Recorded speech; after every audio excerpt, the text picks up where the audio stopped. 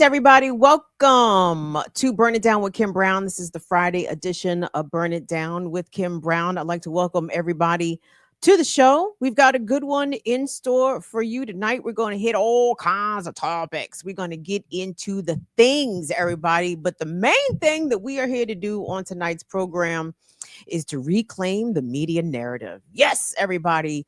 The myopic and dystopic perspective of Western media, in particular American media, is being laid bare for all to see right now. The lies, the disinformation, it is flying like a hypersonic missile over Tel Aviv, baby. There's all kinds of things going on in the world, and I want to bring you guys some of the things that I have been able to find and to dig up around the corners of the internet. And we've got questions about things happening abroad. We've got some questions happening domestically here in the US. But I wanted to welcome everybody to the show. Do me a favor, like the video. Big up to all of our fire famers. Is it just me, or are more of you feeling that there is a major shift in the force, everybody? For a long time, for over 20 months, coming up on 2 years now, we have been sitting horrified, aghast, indignant, outraged at the atrocities that have been allowed to continue in Gaza. And just like that, in a week, not to say that things in Gaza have improved, they have not, but Gaza's oppressors, Gaza's killers, the thieves of Palestine, the people who have come and thieved the Palestinian land, for the first time in maybe 50 years, this nation, this Zionist entity, is being made to feel at least a tiny fraction of what they have inflicted, not only in Gaza, not only in the West Bank, not only in Lebanon, in Yemen, in Syria, but they have now taken a swipe, apparently, at the wrong niggas. y'all done came and fucked with the wrong niggas. Okay, now y'all know how this platform feels about the Triple H groups. Fill in the blanks for the Triple H groups. You know what I'm talking about.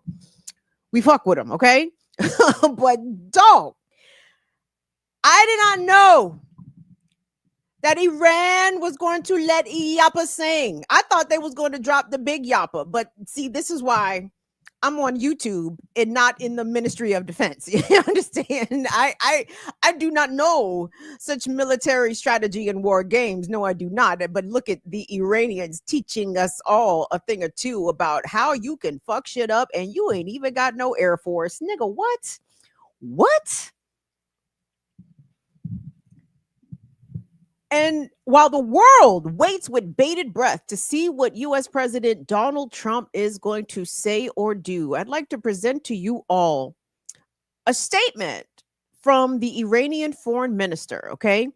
To be clear, in the past week, here we are on 20th June, summer solstice. For the past week now, I hate the media framing that Iran and Israel have traded missiles. No, that's not what has happened. Israel took an unprovoked, unilateral, precautionary strike. I don't want to say preemptive because it denotes that Iran was on the verge of doing something, which the fuck they weren't, besides minding their motherfucking business. But the Israelis took a precautionary strike against Tehran, okay?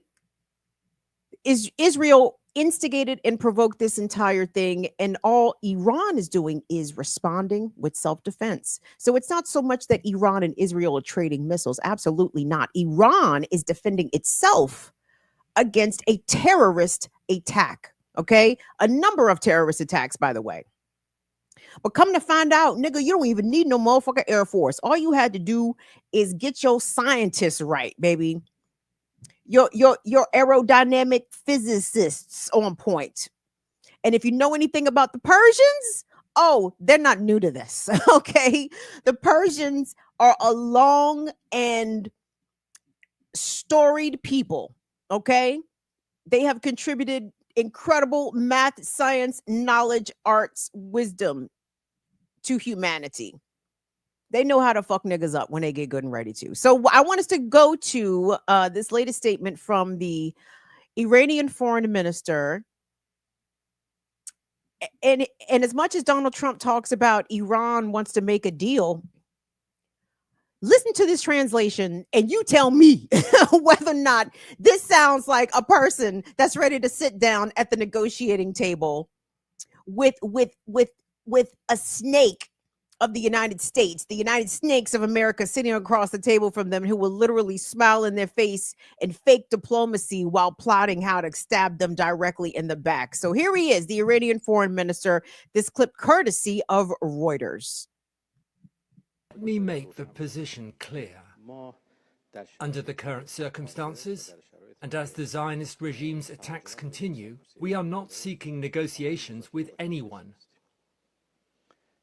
especially not the United States, on this matter. It is the Americans who are seeking negotiations. They have sent messages multiple times, including very serious ones. But we have explicitly told them that as long as the aggression and attacks continue, there is simply no room for talk of dialogue or diplomacy. We are in a legitimate state of self-defense, and this defense cannot and will not stop. We have no discussions with the United States, which we see as a partner in these crimes.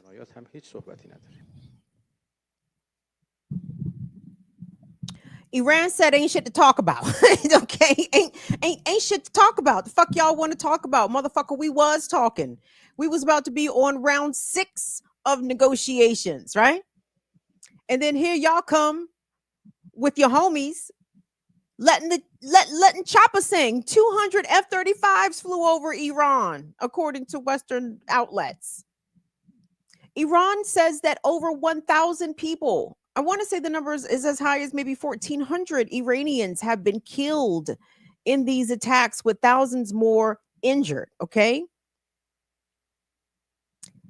Iran, this is absolutely not a bloodless war for the Iranians in any way, shape, or form. And to be clear, Israel is, as usual, playing dirty as shit, targeting civilians, targeting nuclear facilities. Do you guys understand what the fuck would happen if any of that nuclear material exploded, went airborne, got caught up in the jet stream? Like, let alone what would happen to the Iranians in the immediate proximity, right? But does Israel give a fuck about that?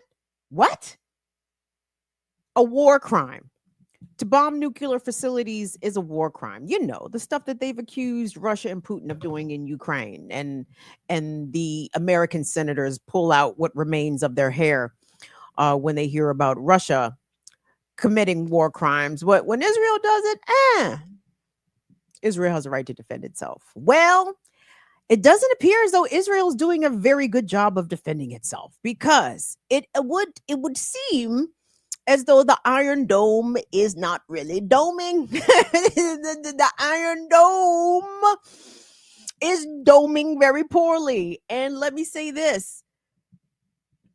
It would seem as though Israelis got a false sense of security with that Iron Dome, because the Iron Dome seemed to be more proficient at fending off, I mean, no diss to Hamas, but homemade Hamas rockets. Okay, let's be real. Okay, Hamas shit, they was making that shit in the backyard. All right.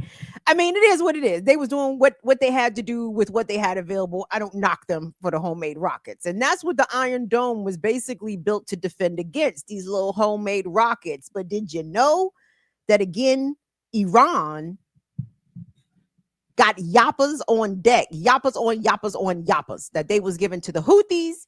They was also giving to Hezbollah. And when the tensions were peak several months ago between Israel and Yemen and Lebanon, some of them Houthi and Hezbollah rockets was getting through. So Iran's rockets who are the mother of the rockets, the mother of the hypersonic rockets, by the way, missile technology that the West does not possess. I want to show you some pictures. I think this is Tel Aviv. I'm not exactly sure. I know it's Israel for sure. On the 17th of June, Iran to date had launched its largest missile attack in history on Israel. And let me give content warning and trigger warning because this shit looks fucking crazy. This shit looks scary as hell. And what you're not going to see, kids, you are not going to see too many interceptor missiles coming up from the ground from the Iron Dome. The Iron Dome. As the good TikTok analysts are calling it, the Iron Dome looking like the paper tiger out there. Woo!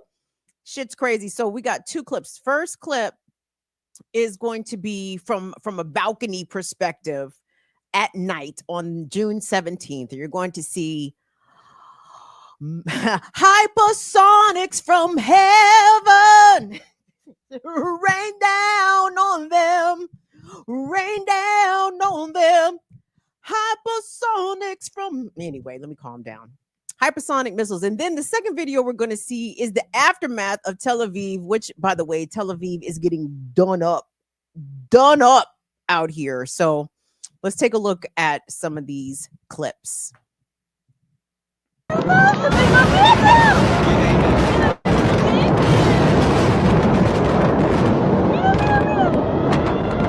Why?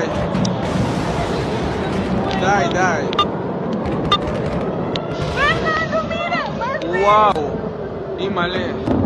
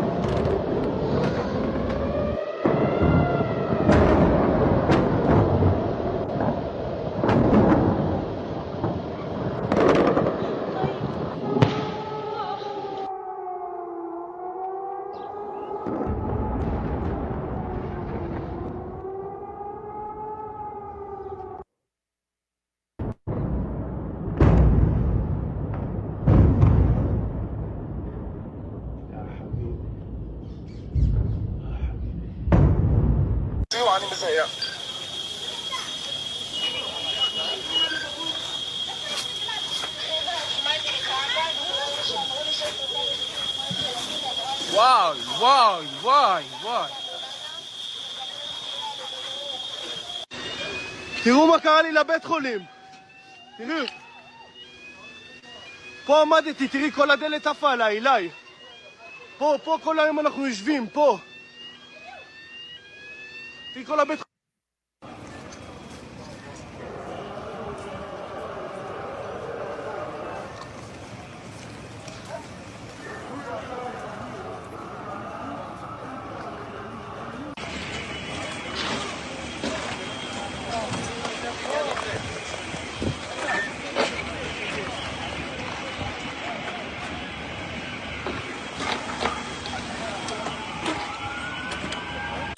אימא'לה, מה קורה בסורוקה? טירוף מוחלט. הכל שבור. זה לא אמיתי מה קורה פה. הכל שבור. כל סורוקה. כל המיון. מן! אתם לא מבינים מה הולך פה. البنانين صح البنانين يا לא לפנות אליי.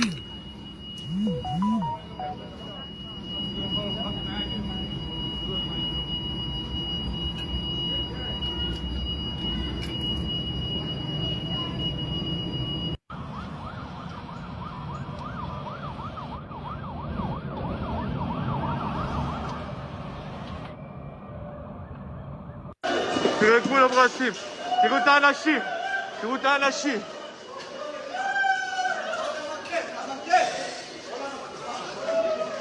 תראו, פה נפל הטיל.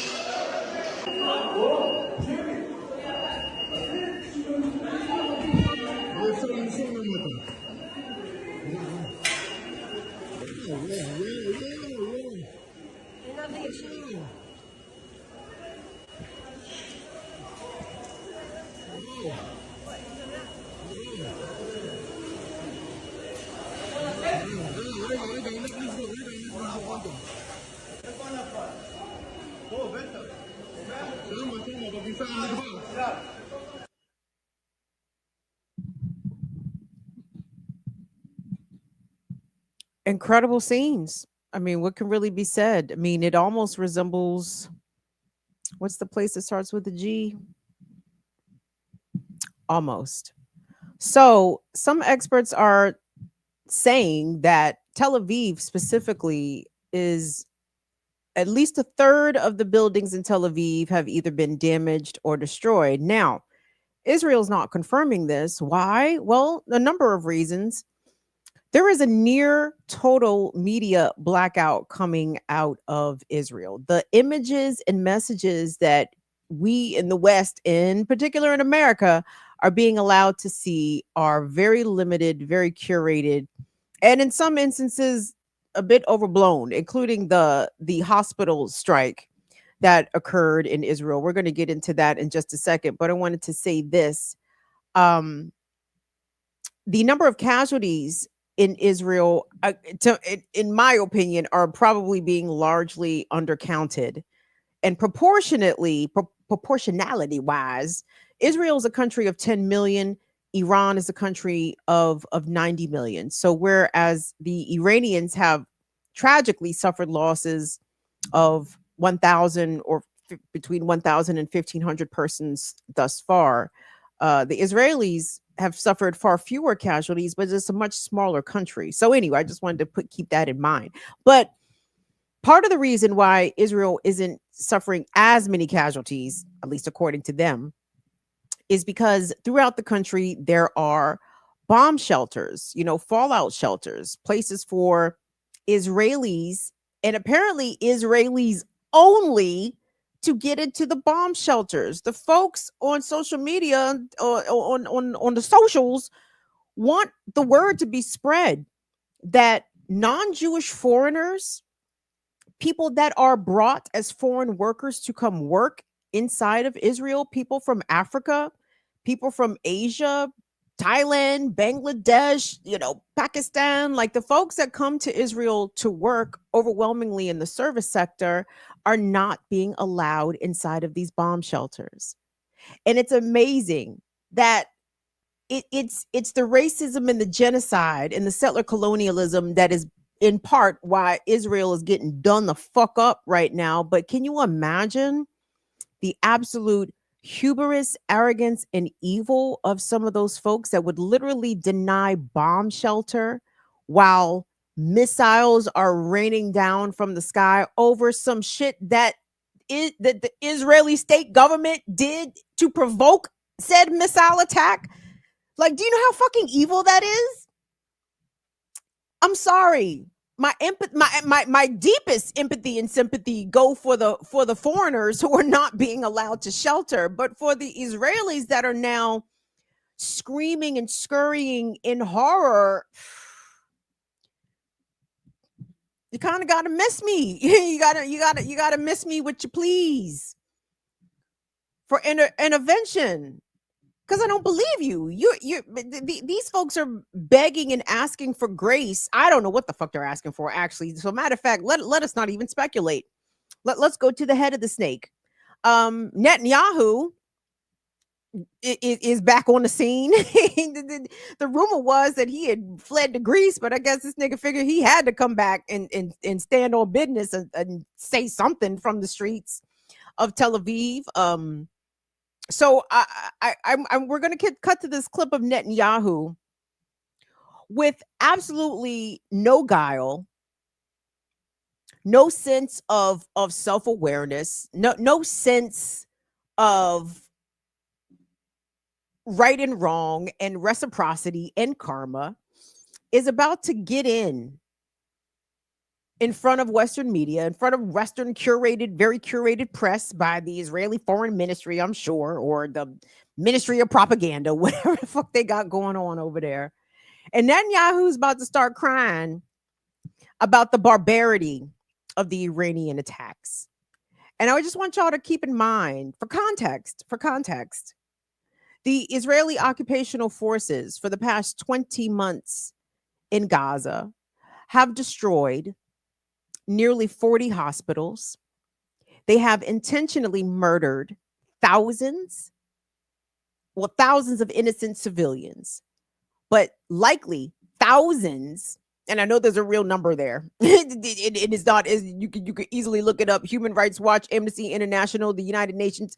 Thousands of healthcare workers have been slaughtered by the Israelis. They kidnapped doctors and nurses, made them strip naked, denied their patients care. The Israeli soldiers would walk through the Palestinian hospitals, unplugging machines, targeting people inside who had already suffered injury from attacks, and would further target folks again in the hospital while they're in intensive care units receiving treatment. Israelis bombed maternity wards. They bombed dialysis centers. So I want you to keep that in mind when you hear Netanyahu get up here and ask the international community, how come? Why is nothing being said? Iran struck one of our hospitals. The Israelis made specific and deliberate efforts to destroy Gaza's healthcare system. And for what? Let's run the clip, Will. Military sites. We're targeting nuclear sites. We're targeting missile sites. They're targeting a hospital. In this hospital, there are patients who are immobile. They can't even move. President Trump will do what's best for America. I trust his judgment. He's a tremendous friend, a tremendous world leader, a tremendous friend of Israel and the Jewish people. And we will do what we have to do, and we are doing it. The partnership with the United States, the partnership with President Trump, with whom I speak to almost every day, is incredible. So at the very beginning of the clip, Netanyahu says that we're targeting military strikes. We're making very specific strikes, targets in Iran is what he was referring to. And I just like to tell you guys, the way that Western media, I was guilty of this. Again, I have to catch myself sometimes because I know how I was trained. I was trained in the way of colonizer storytelling, and it's a deprogramming that I'm still undergoing, right?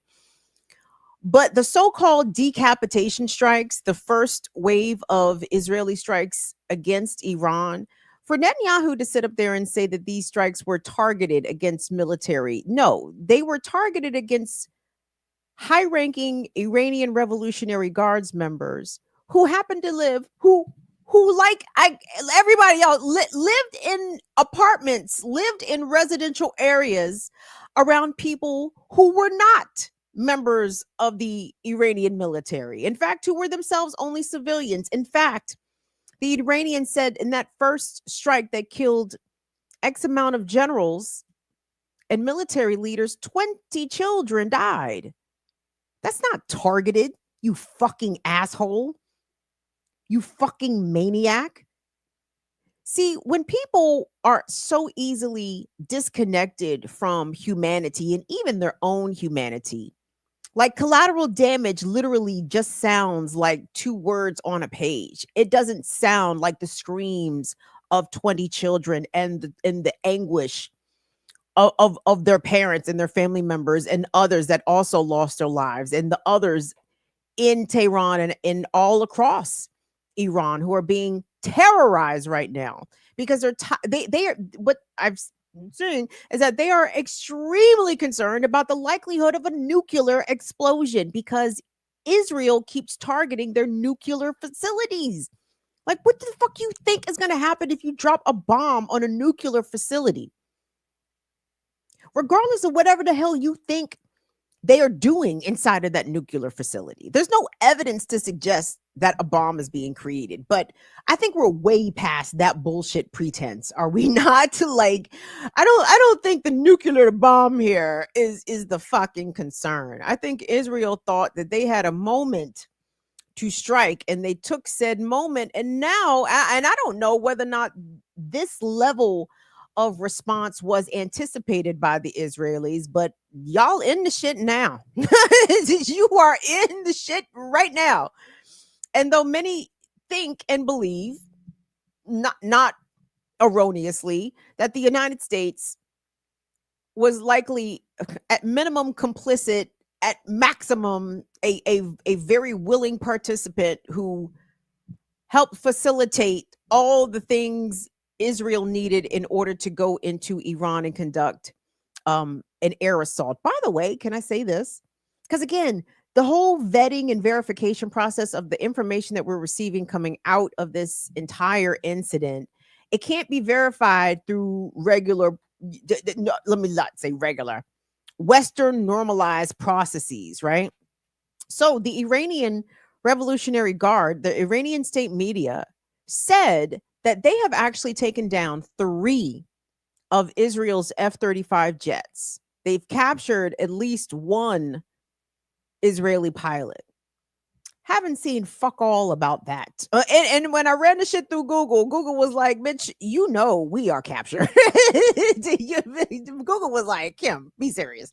You know you're not getting that through Google, girl. Knock it off. So anyway, Iran is doing all kinds of amazing shit on the ground, given the resources, given the fact that they've been suffering under sanctions for the past damn near 2 generations. But let me get back to what Netanyahu said towards the end there. Oh, Netanyahu was like, yeah, and Trump, Trump, hey, Trump. He's like, hey, Trump, you see us over here? Can I tell y'all, I think the shit is a little bit more, possibly more desperate than we think. So, I'm in the DC metro area. And like other old folks, I watch a lot of local television, okay? Local TV. I watch local TV and TikTok. I'm between generations here. I don't know what my news sources are. But I do watch local television because I like to know what the weather's going to be and shit. Anyway, regardless, y'all, on local DC TV stations, Netanyahu has a commercial running right now. Now, because I recently cut the cord and I don't have my DVR any longer, I was trying to catch the commercial so I could record it on my phone.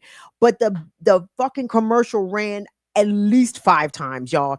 That is a serious media buy in this market. Understand, like, airtime is not cheap in a market like Washington, D.C. And I can only assume that Netanyahu and the state of Israel are running this commercial on more stations than just Fox 5 DC, right? I'm sure all of the local media stations are having the same commercial ran. And it's basically Netanyahu saying that, we are in this fight, this existential fight against Iran, and, we need our partners to stand with us. He didn't call Trump out directly. But when I see these types of politicized ads running in DC in particular, I know that somebody is trying to influence elected officials, right? Like, because people in Congress, people in the White House, they're old like me. So yes, they are also watching local television. And yes, you best believe someone at the fucking White House, somebody's congressional aide, if not the Congress member themselves, have seen this commercial running from Netanyahu. Now, again, I don't think that commercial is just for the benefit of the Jewish American diaspora. I think it is intentionally meant to put pressure on the Trump administration and the Trump White House and all of the members of Congress who have been fairly bought and paid for by AIPAC and the Zionist lobby. So I just wanted to throw that in there as well. So anyway, speaking of the White House, KKK Caroline had to get up there and sound dumb as hell.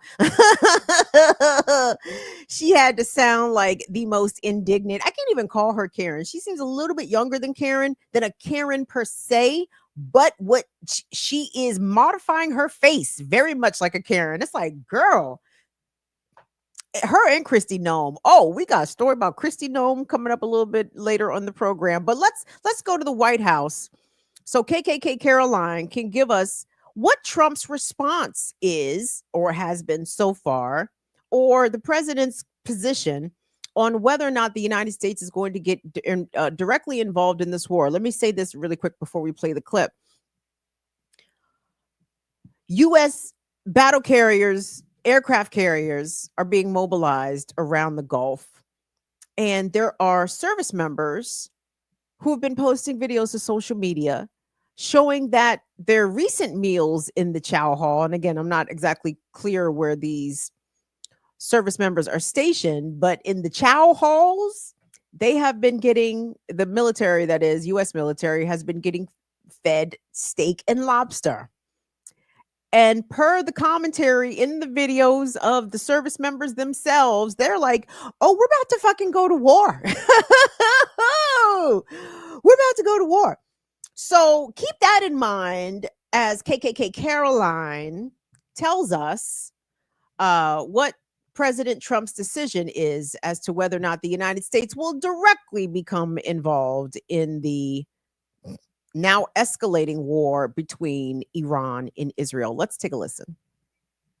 Directly from the president, and I quote, based on the fact that there's a substantial chance of negotiations that may or may not take place with Iran in the near future, I will make my decision whether or not to go within the next 2 weeks. But is he seeing any inklings of progress that give him that hope that talks are still possible? Well, that's why he said in the statement that I just read for all of you, based on the fact that there's a substantial chance of negotiations that may or may not take place with Iran in the near future, he will make that decision within the next 2 weeks. What makes him think there's still a substantial chance is my question. I'm not going to get into the reasoning and the rationale. The president believes that, but that's his position, and he will make a decision within the next 2 weeks. President Trump has said previously in regard to Russia, he's used this phrase about 2 weeks several times in terms of we expect like a 2 week deadline and then you give another 2 week deadline. How can we be sure that he's going to stick to this one on making a decision on Iran? Well, in those deadlines, as you've seen in respect to Russia, Ukraine, might I add, these are two very different, complicated global conflicts, as you know, that the president inherited from our previous incompetent president in the weakness of the previous administration. The last time the president said 2 weeks, you saw Russia and Ukraine have direct negotiations for the first time in years. And so the president is always interested in a diplomatic solution to the problems and the global conflicts in this world. Again, he is a peacemaker in chief. He is the peace through strength president. And so if there's a chance for diplomacy, the president's always going to grab it. But he's not afraid to use strength as well, I will add. And he has been very direct and clear. Iran can and should make a deal. We sent a deal to them that was practical, that was realistic, or they will face grave consequences. Believe me, the president is unafraid to use strength if necessary.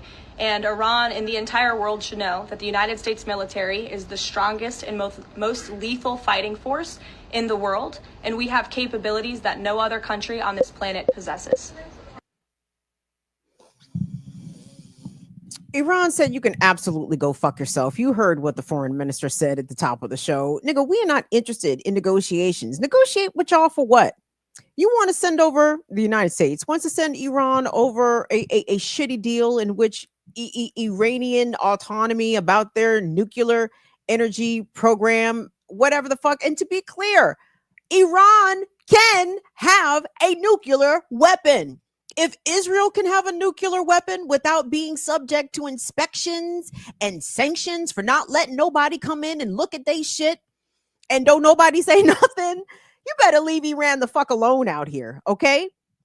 If North Korea, ain't nobody bothering North Korea, and you see why? Because Kim Jong-un, I'm telling you, I disagree with nuclear weapons. I understand that, first of all, right now, in this very fucking moment, we are probably the closest, maybe in history, to a nuclear war or some sort of nuclear, something bad, something very bad happening as it pertains to nuclear, whether or not it's Israel bombing Iran's nuclear sites, whether or not it's Israel, who is the maniacal, genocidal country, rogue nation, pariah state that is probably the most likely to use nuclear force in this conflict, right? Like, I'm against nuclear weapons, period, point blank, because they can end humanity. But what I do recognize is that when you're dealing with the West, the white supremacist, settler, colonialist, imperialist West, the only language they understand is violence. The only language they understand is guns and ammo. And depending on your level of ammo, your caliber of ammo depends on how much they will fuck with you. Do y'all see anybody fucking with Kim Jong-un? Nobody. No, nobody is fucking with Kim Jong-un right now. North Korea, I don't even know what North Korea got. Let me not even. I'm talking about in terms of, do they have anything that people want? Like, I don't know. Do they grow a special kind of fruit? I don't know what they have. But my point is this: no one's fucking with them. Why? Because he got yappas on deck. So I don't fault Iran for wanting to have yappas on deck. I don't fault Pakistan for wanting to have the yappas on deck. I want the Sahel states to get the yappas on deck to keep the suckers up off of them. But listen, chat, do me a favor, like the video, subscribe to the channel if you're new here watching. I want to ask a serious question. Does Israel have 2 weeks? The Washington Post is reporting that Israel says that they only have about 10 to 14 days worth of interceptor rockets for the Iron Dome, right? The Iron Dome, which, by the way,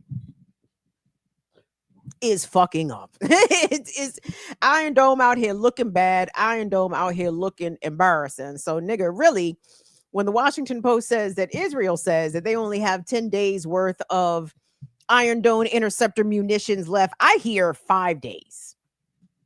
I hear it's a lot shorter than that. That's what my spidey senses tell me. Does Israel have 2 weeks? Not so much that I think that Iran is going to obliterate Israel, going to blow them to smithereens. No, I don't. That's not what I think. I think they are going to continue to bat them up incredible the way that they've been doing for the past week. By the way, Israelis are fleeing by the thousands, okay? Fleeing by the thousands. The ones that can get on a boat is getting on a boat. And they going over to Cyprus. They trying to get the fuck out of Dodge, right? That is exactly how I think the end of the Zionist Israeli state is going to come to be. Because these people, the Zionists, are going to flee. They're going to leave. And they're not going to come back. And you don't have a country without people. Okay, that's why Netanyahu is holding them hostage, literally holding them hostage for conscription, right? Is it all the Israeli settlers? Aren't they conscripted into the Israeli occupying forces? Aren't they conscripted? Don't they have to serve? Netanyahu said, "Oh, nigga, now it's right now. It is right fucking now." But listen. The Israelis that can get out are getting the fuck out. I want to go to this clip from the BBC. Let's start it from the very beginning, Brother Will. Let's go to this clip from the BBC, who had the opportunity to interview a handful of American Israelis. And I want you guys to pay very close attention to the verbiage that these people are using, to the nouns. To the pronouns, if you were, you know what I'm saying? Listen to the possessive pronouns. You understand? I want you to pay attention to what these folks interviewed by the BBC had to say once they were able to evacuate Israel and what their future plans are. Will, let's take a listen. Heading back to New York, so we'll see what happens. Hopefully we're back by tonight. Got to get some sleep. You know, it's been a Been a long 72 hours for us. All of a sudden, we were in Tel Aviv. It was 3 a.m. and we started hearing sirens in the sky. So we went to the bomb shelter. From there, every single day, we've been hearing sirens, missiles over us.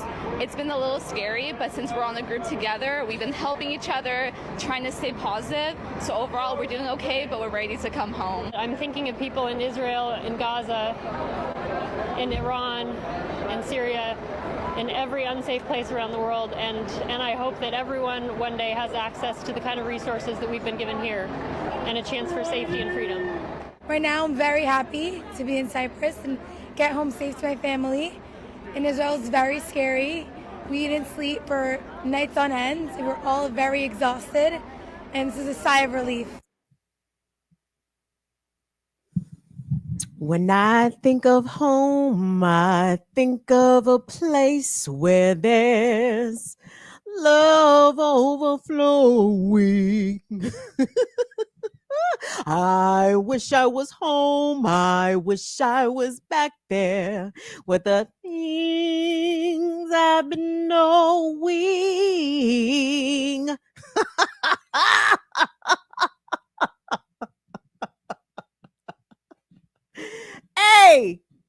Hey, what them young Israeli Americans say? They said, nigga, we're going the fuck home. Home. Tel Aviv is not home. Jerusalem is not home. Motherfucking Haifa is not home. Nigga, New York is home. Nigga, Chicago is home. The Philadelphia suburbs are home. Warsaw is home. Brussels is home. Amsterdam is home. Munich is home. Do you understand? And there it is. It's so crystal clear. Israel is not these people's homeland. These folks, the folks in that clip, was not thinking about defending Israel. They was not thinking about rebuilding Israel. You know why? Because they're not from there. That's not their home. What are they going to fight for? What they going to rebuild it for? Home is New York. You heard my man. He said, whew, I'm going to try to be home tonight and see if we can hurry up and get us a slice before everything closed down in Manhattan after we get off, we get picked up from JFK. Like, that shit was casual as fuck. Let me explain something to y'all. Every single Israeli that manages to evacuate from this situation, them people are not coming back.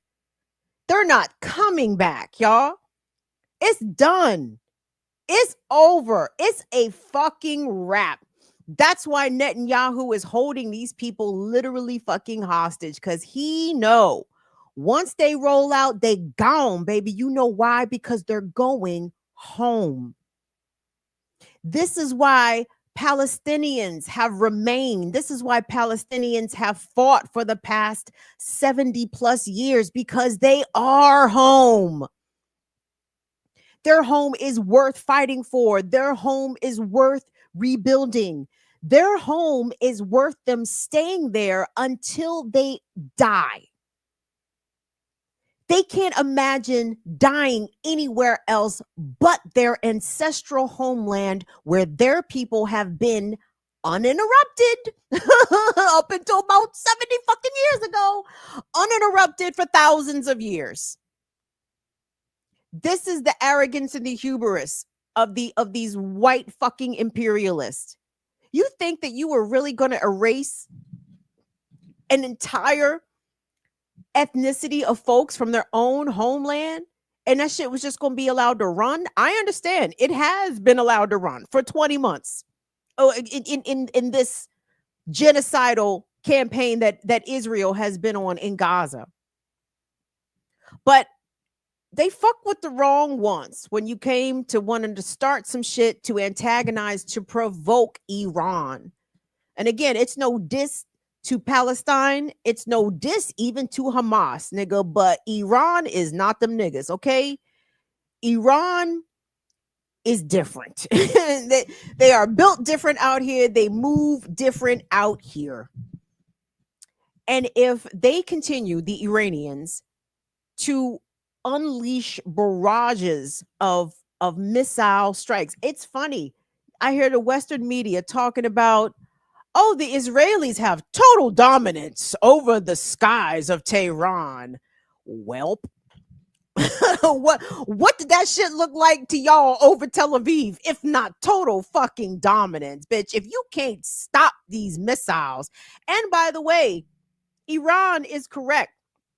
Iran's missile strikes have been very precise, okay? For the one hospital in Israel that caught a glancing blow from an Iranian missile, again, the damage done in Tehran and in Gaza by the Israeli forces indicate there is not shit strategic, or rather, let me not say strategic, it is strategic, is not shit precise about what Israel has done. Because they've slaughtered over 55,000 confirmed Palestinian lives, right? Likely the real number being in the hundreds of thousands. What is specific and targeted about that? The goal was to lay Gaza to waste, lay Gaza in rubble. And now, what a day when the tables have turned. What a day when the tables have turned. What a day when the tables have turned. What a day when the tables have turned. But here's the thing, guys. And folks are reminding us this, reminding us of this. What's happening in Iran is very serious, very consequential. It could have not only dire consequences for the region, but the U.S. could get involved in this. And I think about all the black and brown folks, poor whites, who sign up for the military for a better opportunity, for a chance to go to college, for a chance to see the world, for a chance to get out of poverty, for a chance for some sort of social advancement and career opportunities. I don't think that the majority of, especially the non-white folks who sign up for the U.S. military, do it because they're patriots. They do it because it's a means to an end. But at the same time, they could be cannon fodder. So I don't want to think about American blood, so as it were, being mixed in with all the unnecessary blood that's already been spilled. So there's that. But we will not forget what's going on in Gaza, okay? And wait, hold on. Before we go to Gaza, because I think I have another clip that I wanted to play. We are going to Gaza, by the way, because if you think that the Israelis would take their eye off the Palestinians, why they themselves are getting fucked up, you would be so mistaken about that. But I wanted to play this clip from, I think this is the next clip in the sequence, Will, the COO of Lockheed Martin, the defense contractor company, even though that's kind of like a misnomer, right? I mean, do they really make weapons for defense, or are they merchants of death, right? Are they blood warriors? Anyway, fuck them. But there was a recent meeting of ghouls, I can only imagine. The Demon Council convened. CNBC was on the scene, and credit to More Perfect Union for posting this. The COO of Lockheed Martin, Cracker St. Cracker, I don't know this motherfucker's name. I think his last name is St. John, but I think they're going to say, yeah, be sure to play it from the very beginning, Brother Will. Part of the reason why we're seeing the U.S., I suppose, either participate outright in the attack on Iran, or at least be in the planning stages to enter stage left, I suppose. I felt as though this clip from this Lockheed Martin head honcho was pretty revealing, because, gang, as the U.S. economy is on, let's say, shaky ground with all of Trump's tariffs and what happens in America when shit isn't going right. especially for whoever occupies the White House. What? Oh, I'm sorry. If you said start a war, that means you've been paying attention to U.S. history and U.S. foreign policy and U.S. Unwritten but definitely understood war doctrine. Correct. Because America doesn't export shit but fucking death and war. And the tools to commit both of those things. So anyway, keep that in mind as you listen to the comments made by the chief operating officer of Lockheed Martin. Let's take a listen. Of Lockheed Martin, Frank St. John, thank you for joining us. Lots to discuss because defense is the topic that is happening right now. And a lot of people are saying defense spending, are we in the beginning stages here, given everything we're seeing, Ukraine, the Middle East, or are we sort of in those middle innings? Where would you say we are? Hey, Phil, good to see you again. And I would say we are in probably the beginning of a 3 to 5 year surge in defense spending, especially here in Europe. The first couple of years, there was a lot of dialogue and understanding the issue and understanding the demand for deterrence capability. Now we're starting to see those budgets come into play in the European countries, as well as some increases back in the U.S. domestically. So I think for the next 3 to 5 years, budgets are going to be pretty substantial. Back in the U.S., a lot of people have heard the president talk about the Golden Dome missile defense system. On paper, makes sense. But you know there are more than a few cynics out there saying, now wait a second. Huge country like the United States, could Golden Dome actually work? Give me your perspective in terms of not only can it work, you obviously believe in that, but how quickly could we see a system implemented? Well, as the world's leader in integrated air and missile defense, Lockheed Martin is really proud to be part of bringing President Trump's vision to pass. And there are a lot of existing capabilities, be it space-based sensing, command and control, surface-based sensing, and effectors that have been proven in conflict over the last several years that are already in existence. The real challenge is scaling that up in quantity and then creating the integration of those separate pieces. And so we definitely think something can be fielded on a rapid pace.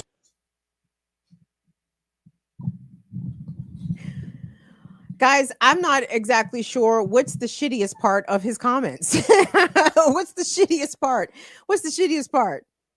The fact that he believes that there's about to be an increase in defense spending across the board, not just in Europe, but he also mentioned the Golden Dome in America, right? Oh, we're definitely in the beginning stages there, Bill. We're definitely in the early innings. I see a 3 to 5 year window of increase in defense spending. Let's see. Who the fuck is going to be in power for the next 3 years? I don't know.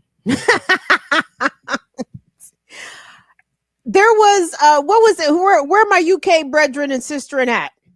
I don't think it was Keir Starmer. It might have been Keir Starmer. He's a punk motherfucker, of course, the Prime Minister of the UK. But I wanted to say it was Lammy. Who was it? Maybe it was the Foreign Minister, some other punk motherfucker, right?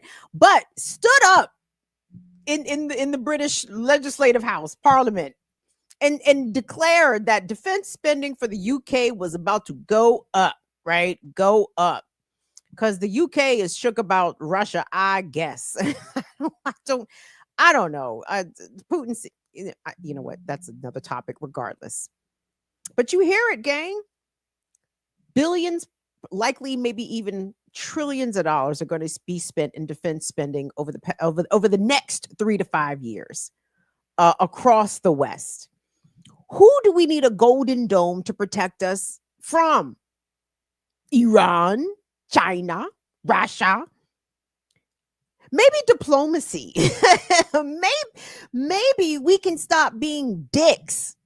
Maybe we can stop trying to, and I hate to even say we, because I don't agree with nor subscribe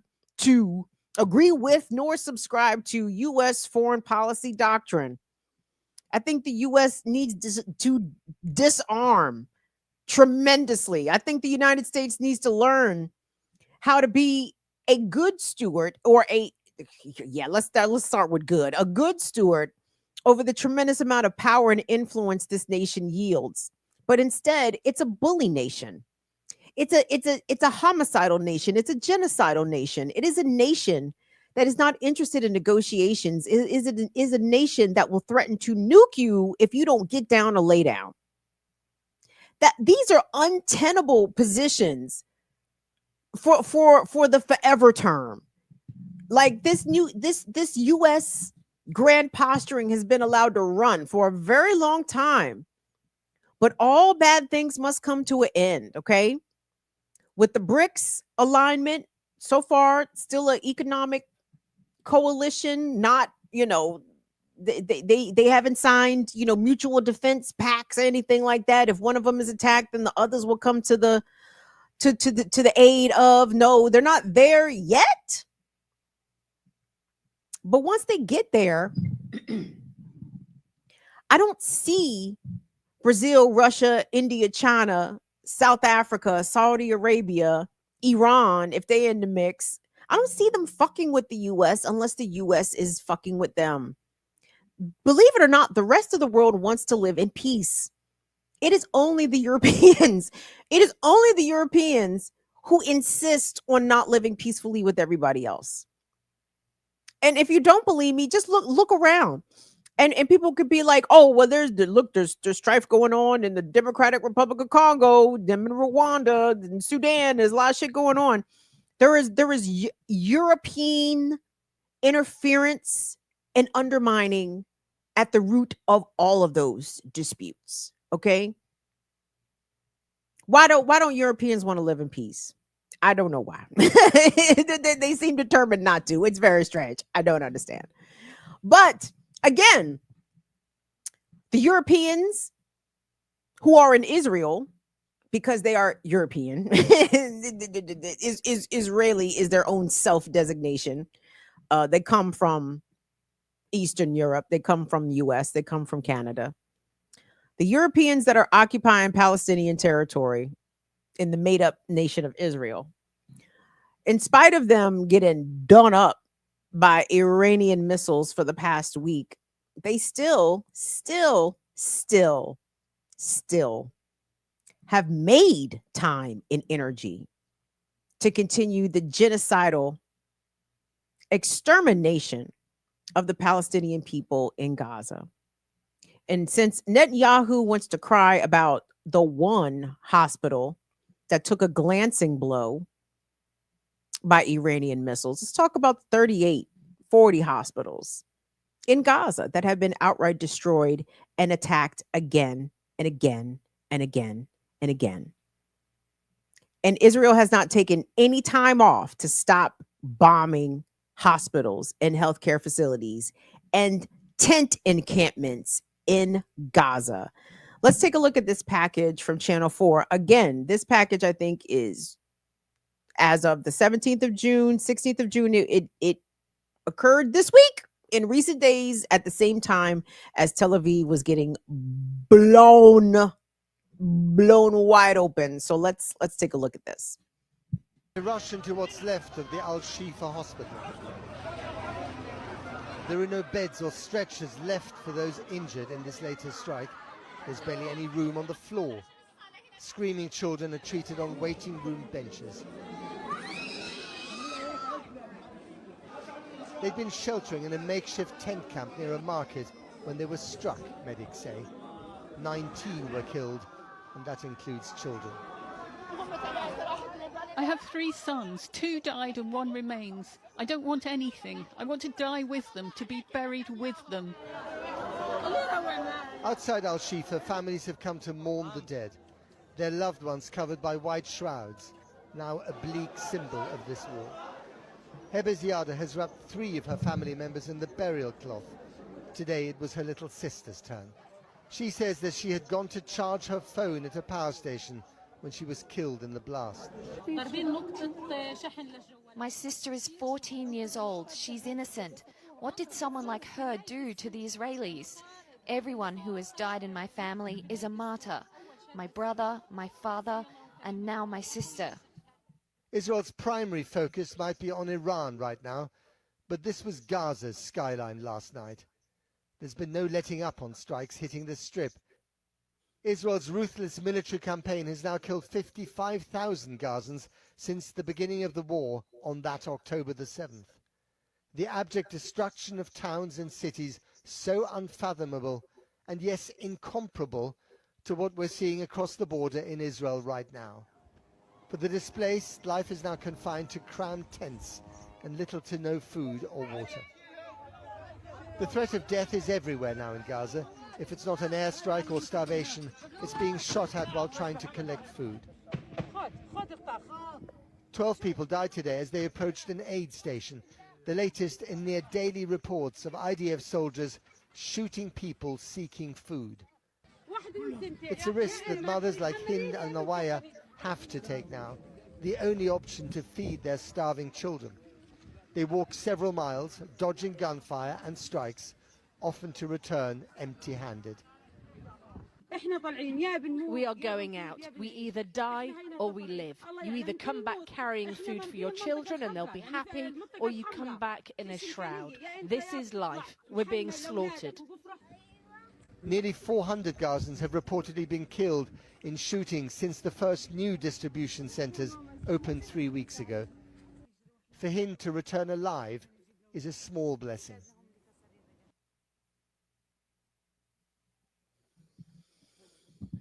I want you guys to never forget that with every bullet fired that murders an innocent Palestinian person, for every bomb that Israel drops on a hospital or a tent city or on those that are queuing up, trying to get in line to get the meagerest of provisions because they are starving, I want you to remember that every bullet and bomb and missile that has fallen in Gaza has been there because of U.S. taxpayer dollars.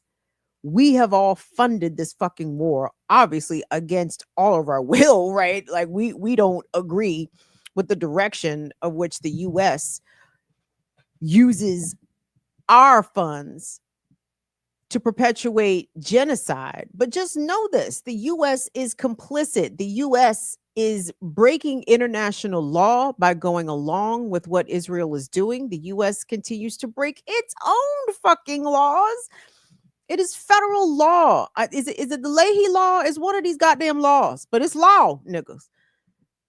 We as a country, this nation is not supposed to arm or provide resources for nations that are knowingly committing war crimes. And yet, at least two consecutive administrations, I mean, I guess all of them, most of the administrations, if we're going to be technical and precise about it, but for certain, the current administration and the previous administration were complicit in breaking U.S. federal law, complicit in breaking international law, and we continue to host known war criminals. Is it true? Is Ben Gvir in the U.S. right now? Word on the street is Ben Gvir is here. Don't let the pro-Palestinian folks find out where he is, because I assure you that motherfucker's not going to be able to get a moment's peace. They will be on his ass from sun up to sundown. Don't let nobody find out where Ben Gvir is laying his head at night, because they will have the crowds outside with the sirens and the cowbells. You don't get no rest, motherfucker. You ghoul. You demon. You ethnic cleanser. I don't want to use too many words, but you get the point. You get the point. I want us to check in with a brother. Again, if you're on socials, and especially if you're on TikTok, and especially if you have been tuned into Palestinian content, like every third swipe up, every third scroll up, it's some brother or sister from Palestine making the most desperate and heartbreaking of pleas. Please don't scroll. My family needs help. Allah will see you. Allah will bless you. When the brothers and sisters say Allah will not forgive you if you scroll, whew, dog, like I be feeling it. I watched the whole videos. I I copy the link, I bookmark, I do what I can. And unfortunately, I wish I could do more. I'm not able to at this moment. But anyway, one of the persons that came across my feed is this brother who is in Northern Gaza. His name is Hassam. Well, let's make sure we start the video from the beginning. And he has been giving periodical updates. Now, it seems as though the situation in North Gaza, even though the situation in the whole of the country is extremely dire and desperate, but North Gaza seems to be experiencing it pretty harshly. All of the so-called aid centers from the Gaza Humanitarian Foundation, where, you know, the Palestinians show up to get a kilogram of wheat to try to make bread and they end up getting shot at. I don't think any of those aid centers are set up in the north of the country. And I really don't know what the people in North Gaza are doing to survive, but it seems extremely harsh. So I want us to hear straight from the mouth of a young brother who is there and describing the situation. And by the way, you guys, when Israel first launched its unprovoked strike on Iran, they cut the internet in Gaza. There was no internet in Gaza for days, right? And people who were in tune to the situation were terrified because they were like, imagine what Israel is doing with basically the lights off, with the internet off, without Palestinians being able to report in and say for themselves what they're doing or how they're doing and what's going on. Imagine the atrocities that Israel is doing with the internet cut off. So this brother was able to get online and able to post something, and I want all of us to hear what he has to say. Let's roll it, Will. This is me, Al Hassan Silmi, a journalist from Northern Gaza Strip. This is a very important message. Just you have to know that in this 5 days without internet, without connection, Israeli army killed more than 440 people. Most of them are from children and women. And in this 5 days, more than 2,000 people injured from the heavy bombardment. And with no hospitals here, because you know here the hospital is out of work because it's also destroyed by the bombing. In these 5 days, 2 million people dying from the hunger, from the starvation war. Israeli army cut the connection to cut Gaza voice. And we need now you to be our voice, to be Gaza voice. This is a very important thing. Don't let the Israeli army kill us silent, without knowing anyone, without doing anything. Please, please, please don't stop talk about Gaza. This is a very hard time. Israeli army killing and killing and killing. Here the time is from the blood. When you ask about the time here, we say it's 45 martyr, it's 22 injuries, it's 23 martyrs. This is the time here is from the blood. In this very hard and dangerous situation. This is a very important thing. This is what we need to don't stop talk about Gaza. Don't leave Gaza alone, because if you left Gaza alone, Israeli army here will kill all of us one by one. Until now, more than 50,000 people have been killed, and we are not number. We are not number. We souls here. Please, please, please. I hope the internet back again. We will put ourselves in danger to share this video via eSIM from the Israeli border. Please, if this message arrived to you, don't stop talk about Gaza.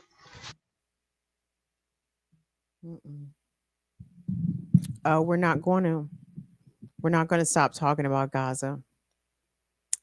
A genocide and the actual extermination of an entire population of people because of their ethnicity, because of them actually belonging to the land. This is happening in front of our face, y'all, in front of our face. And I feel as though Israel is experiencing, hopefully, inshallah, is experiencing a reciprocity that they have absolutely deserved, right? They absolutely deserve it. They have decimated Gaza. They have laid Gaza flat. Gaza is uninhabitable. Gaza's people, Palestinians, cannot access water.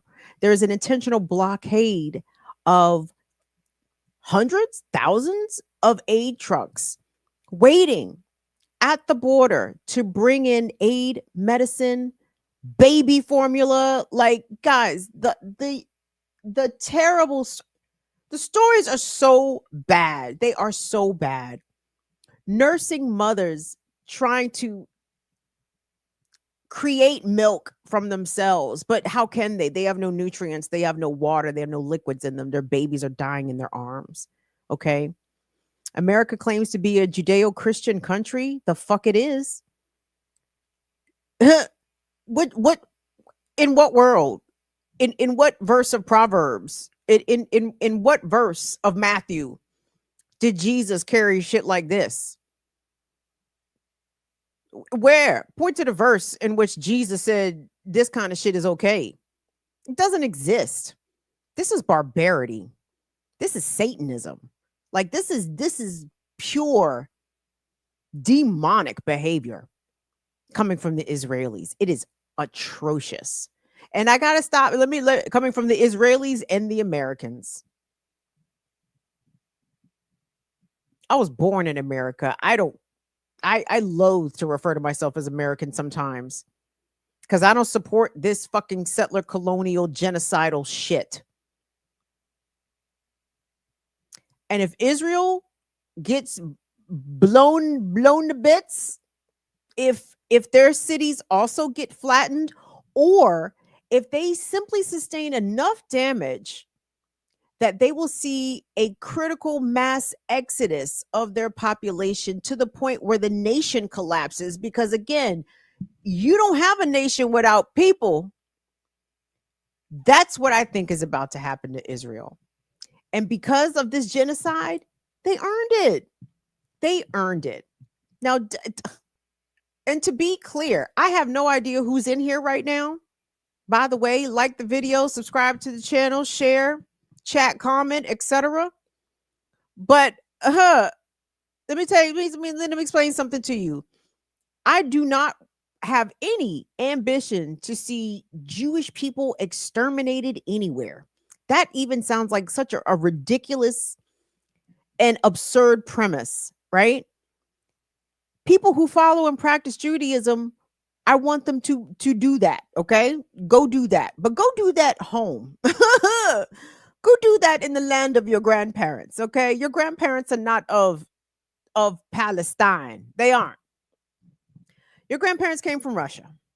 Your grandparents came from Ukraine, okay? Ukraine wants you back home, by the way. Ukraine said Ukraine is calling all of its sons and daughters back home because they need some help. You should go home and help them. Okay?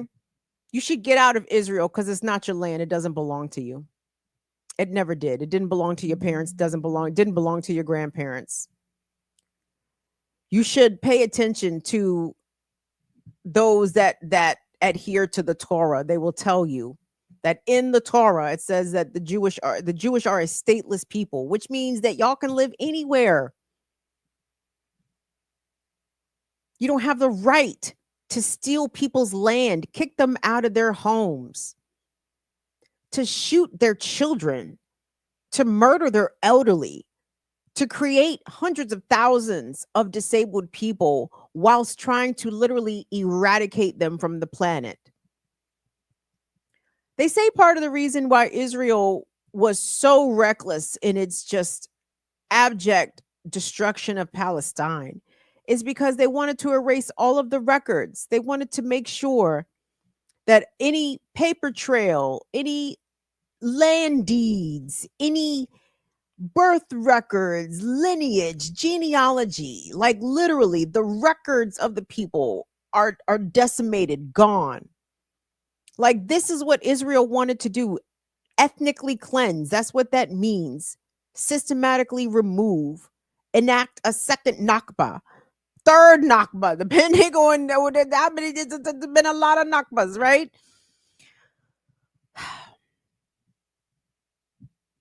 They get what they get. Israel, that is. I lack empathy. I have sympathy for the foreign-born workers who are being locked out of the bomb shelters. But for the genocidal Israelis who cheered on every mass slaughter of innocent Palestinians, of children, of women, of innocent men, of elderly, of disabled, karma is a bitch. In America, you better learn your fucking lesson preemptively. You better learn your lesson while you can from a safe distance. Because I don't think Iran's homies, even though they not coming out on the record, I'm talking about Russia, China, Pakistan, maybe talking the most little noise, but I don't think the world is going to stand idly by if the United States comes in and tries to literally drop bunker busters on nuclear sites. Jesus Christ. How dumb can a nation be? But of course, this is America. We understand how dumb this nation could be. This nation does dumb shit every fucking day to serve the interests of Lockheed Martin and Donald Trump and all the rest of the ghouls, the Peter Thiels. Like, no, enough is enough. The tide is changing. The times are shifting. It's about to be a brand new world, y'all. We'll see what happens in 2 weeks. Shit. I'm gonna take a quick break here because I would like to make a naked plea for support. So please, if you enjoy what we're doing here, even if you want to hate support, you can do that. You can run us a super chat. You can hit us up on the Cash App, which is $BIDWKB. You can hit us up on Venmo at BIDWKB. PayPal, quite acceptable. Oh, look at us rolling with the PayPal mafia. We ought to be ashamed, but no ethical no ethical begging for consumerism under capitalism. But PayPal.me/BIDWKB. And of course, special thanks as always to all of our wonderful patrons. Patreon.com/BIDWKB. While we are about to, I want my next segment. It is kind of related. It is related. There is no kind of about it. I do believe that we are in changing times. I feel as though as much as I don't want to be in these changing times because the shit looks crazy, the shit looks ugly, and the outcome is not guaranteed, though we are optimistic. You know, some of the things that are starting to denote a shift has been some Western media outlets having the willingness to push back against Zionist Israeli propaganda. In some instances, the Zionists have been so flustered, so humiliated, so angered by the audacity for some journalists to even challenge the Israeli state narrative has been quite interesting, entertaining, and revelatory. So I want us to go abroad because, you know, American media, they're not ready. They're not ready to start pushing back against the Zionist narrative. No. They're not ready. And to the extent that other Western media outlets in different countries, I think we're going to check out the UK and Australia. Similar but different accents. Same crackers, though. You know. But anyway, I feel as though the lies that Zionists tell are about to come falling apart. So, where are we going to start here? I think we're going to take it to Australia. Yes. Where an Israeli official, and I'm wondering, are these the same broad? Because these look like the same broad. And I don't think that all white people look alike, but in In some cases, they do. So I don't know if it's the same broad because this similar looking woman appears on a later clip, but I can't say if it's the same chick. But anywho, we're going to check out some Australian media here. Don't ask me why I follow Australian media. I do. I find it actually pretty interesting. I guess I like to know what's going on in the colonies around the world, but I digress. So the first clip is coming from Australia. This clip was from this week. And the presenter is asking the question, what was the urgency? Baby, where was the fire? Why did you have to go drop bombs on Tehran on the 61st day of negotiations? Was it you had to do it right then and there? So listen to how flustered the Israeli state official becomes, and listen to the journalist. It's kind of light prodding, but it's still prodding. So anyway, let's take a listen.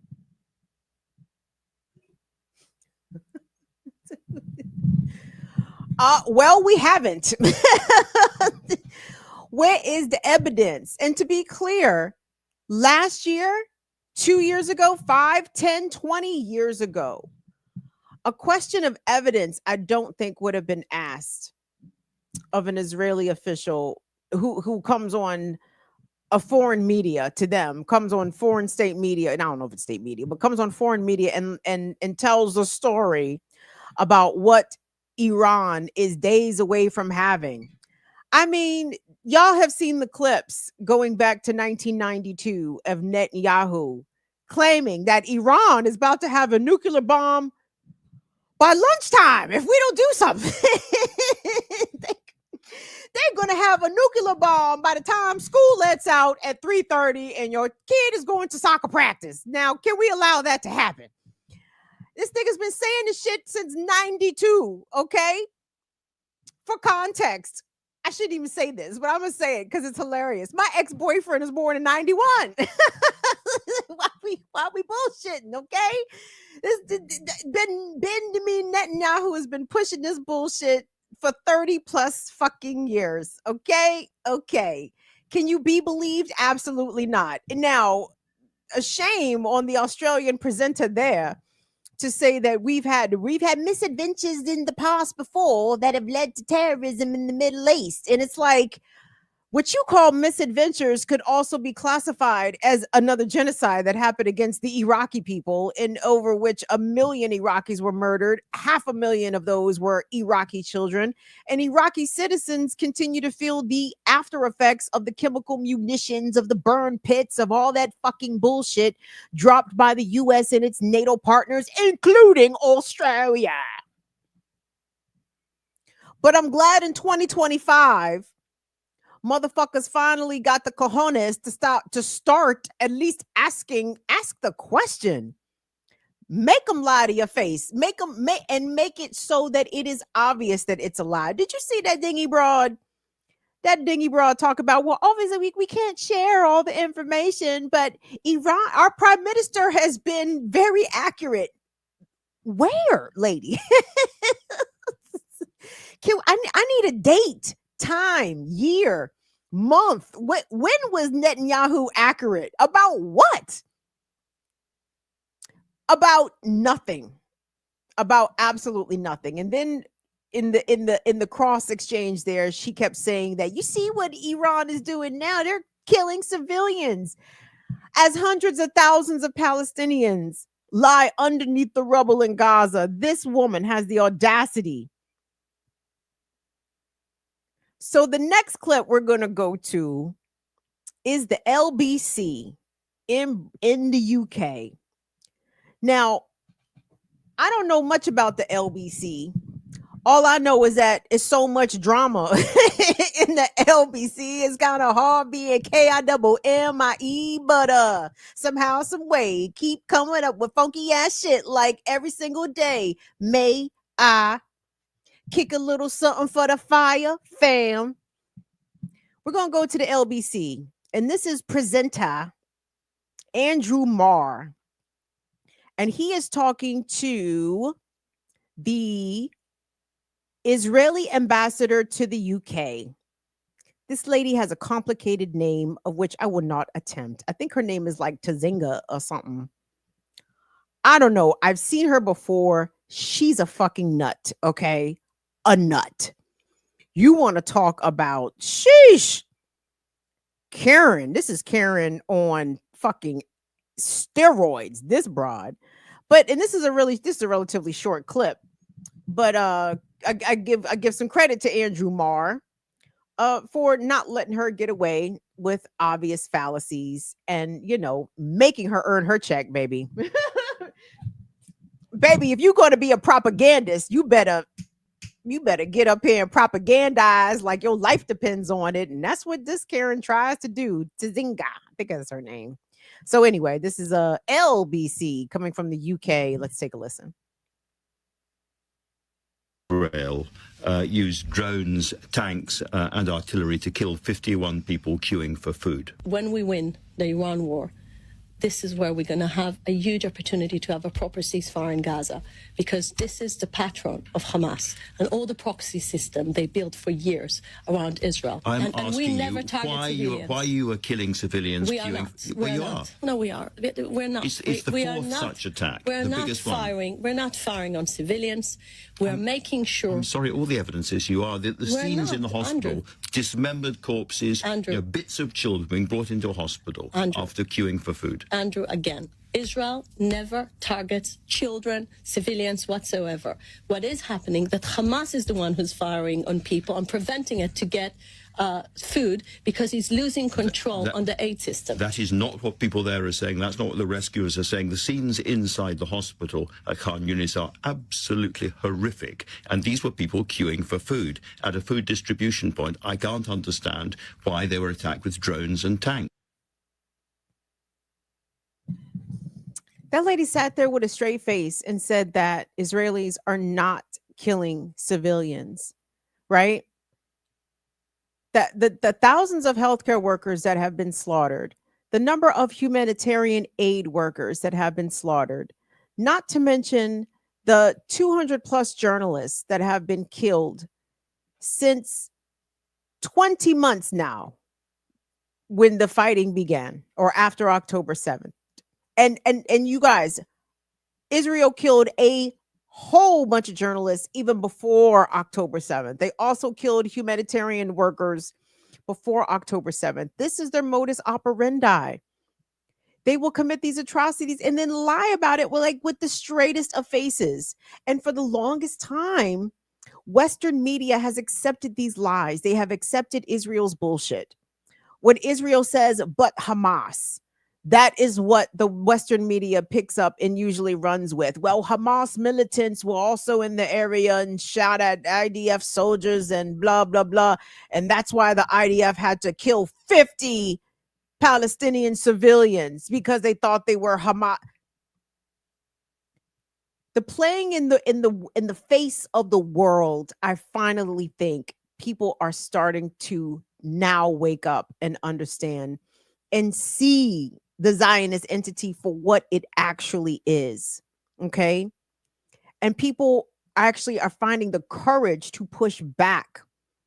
And when I say people, I guess I mean white Western journalists because real people who have been following the issue of Palestine for much longer than people who have been well studied, the generations of Palestinians themselves that have endured the horrific ethnic cleansing, the stealing of their land, the slaughtering of their elders and their kids.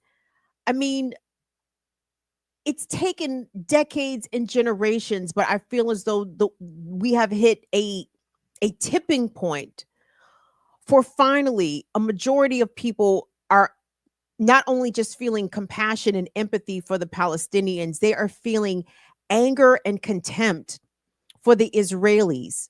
Okay. And let me explain something to you. When you express these views, people, Zionists, will try to slur you as an anti-Semite.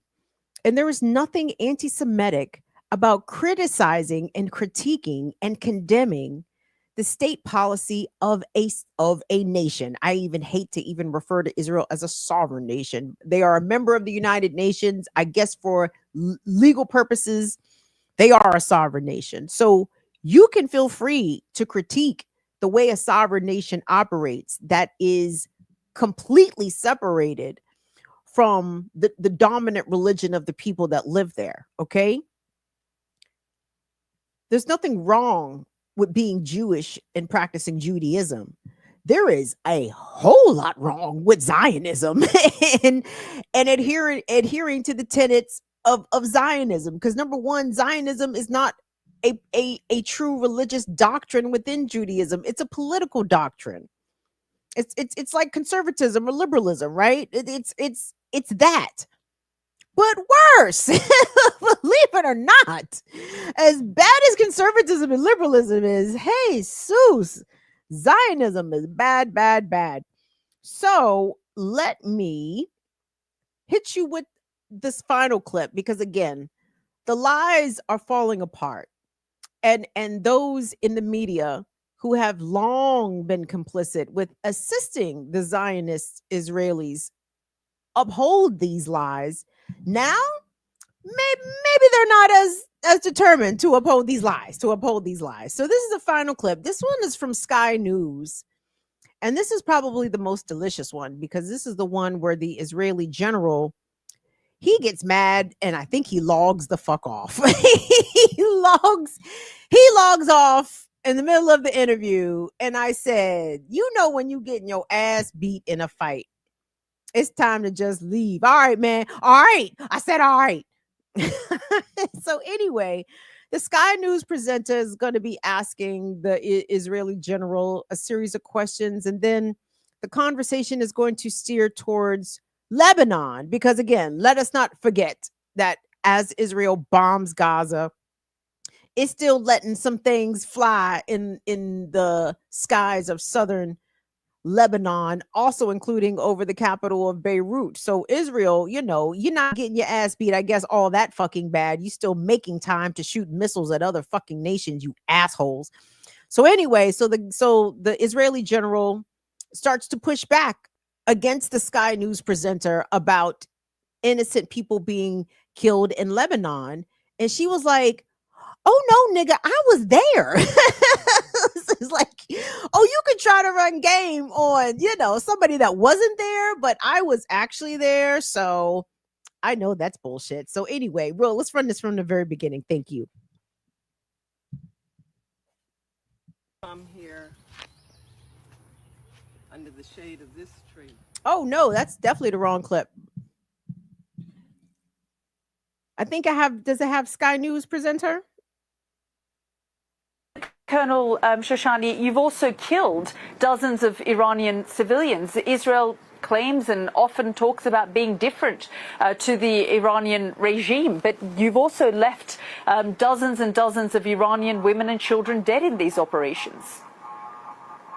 Well, I think we are definitely different. I think it's very simple to see how far different we are. You know, Israel is carrying out precise operation over 1,500 kilometers from Israel, and you see a building with a hole the size of a tiny window, while Iran is firing ballistic missiles with 1 ton of explosives in the warhead. These ballistic missiles can explode an entire neighborhood, and they're just firing them at the center of population. Israel is sending their jets. We're sending our people to be above enemy territory to try and do as precise as we can. And we have been very precise so far. And we have even given warnings. You know, the most important thing in the battlefield is to have the element of surprise. We have given warnings, which is the Lebanon playbook, and we ended up seeing thousands of people dead in your war against Hezbollah last year. I just want to ask you, Lieutenant Colonel. We have. I was on the ground in Lebanon. We have seen thousands. I was on the ground in Lebanon, and I saw Lieutenant yes, Colonel, yes. I was on the ground in Lebanon. I was seeing how you were issuing the warnings and not giving people enough time to get out. And then we saw thousands of civilians displaced and thousands killed. But I just That want is to not ask true. you We have seen about thousands of Hezbollah terrorists killed in Lebanon successfully. We've not seen thousands of and including civilians, including women and children and civilians in Israel Lebanon. carried out the most precise operation in history with the Beeper operation. We were able to hit thousands of Hezbollah terrorists without anyone around them being injured. You are misleading your audience. Israel had the most precise operation against a terror guerrilla army. The death toll in Lebanon in 1 week was higher than an entire month in 2000. Of terrorists, of Hezbollah terrorists, were killed. Not all of those people that were thousands of people that were killed were terrorists, and we've seen the same sort of operations in Gaza as well, where 60,000 people, including thousands of women and children in Gaza, have been killed. But we're going to continue in a bit. Thank you. All right. Bye.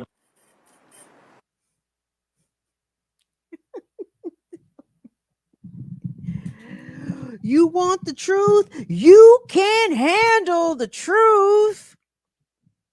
We watched pretty closely what was going on in Lebanon when that was at its height. Because remember, I'm in love with Ali Mortada, a Hezbollah fighter. He's one of my baby fathers in my dreams. But anyway, we was watching that, right? Yeah. Israel killed thousands of people with the pager attack. And this man goes, no, it didn't kill thousands of people. It killed thousands of terrorists. Bruh, fuck you. Because as far as I'm concerned, Hezbollah is not terrorists. Hezbollah is a resistance fighting force there to defend and protect its people from imperialism, ongoing, continuous, seemingly unbroken attempts by the Israelis to invade southern Lebanon and seize its lands for itself. But yes, children were killed during the Israeli targeted pager attack. Elderly folks, anyone who was in proximity of one of those pagers were injured and or killed.